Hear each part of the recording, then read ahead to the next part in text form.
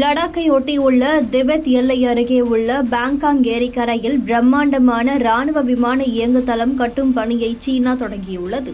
அதேபோல எதிரி நாடுகளின் நீண்ட இலக்குகளை மிக துல்லியமாக தாக்கும் ஏவுகணை தளங்கள் அமைக்கப்பட்டுள்ளதாக வெளிவந்த தகவல்தான் அதிர்ச்சியை ஏற்படுத்தியுள்ளது.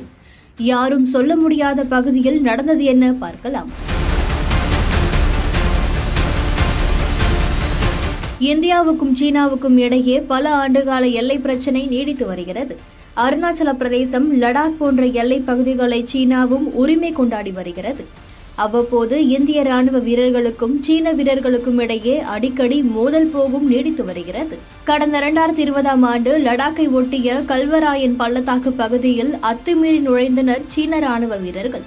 அங்கு பாதுகாப்பு பணியில் இருந்த இந்திய வீரர்கள் அவர்களை அடித்து விரட்டினர். அப்போது இருந்தே இந்தியா சீனாவுக்கு இடையே போர் பதற்றம் தொற்றிக் கொண்டது.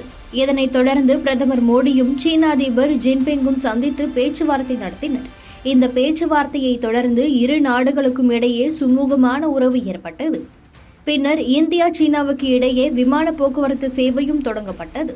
இப்படி சுமூகமாக போய்கொண்டிருக்கும் உறவில் மீண்டும் விரிசல் ஏற்படுவதற்கான பணியில் சீனா ஈடுபட்டுள்ளது.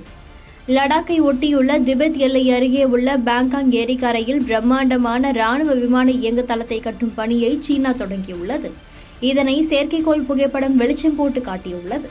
அந்த இடத்தில் கட்டுப்பாடு மையம், சீன வீரர்கள், வெடிமருந்துகள், ரேடார் அமைப்புகள், ராணுவத்துக்கு தேவையான அனைத்து அடிப்படை அம்சங்களும் வைப்பதற்கான கட்டுமான பணிகள் நடந்து வருவதாக கூறப்படுகிறது. அதேபோல எதிரி நாடுகளின் நீண்ட இலக்குகளை மிக துல்லியமாக தாக்கும் ஏவுகணை தளங்கள் அமைக்கப்பட்டுள்ளதாக தகவல் வெளியாகியுள்ளது.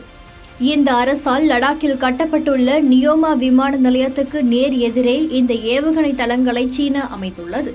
அங்கு பல ஏவுகணைகளை பதுக்கி வைத்திருப்பதாக வெளிவந்த தகவல்தான் அதிர்ச்சியை ஏற்படுத்தியுள்ளது.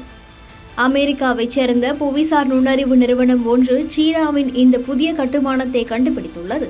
இதேபோல மற்றொரு ஏவுதளத்தையும் சீனா கட்டி வருவதை அந்நிறுவனம் அம்பலப்படுத்தியுள்ளது என்பது குறிப்பிடத்தக்கது.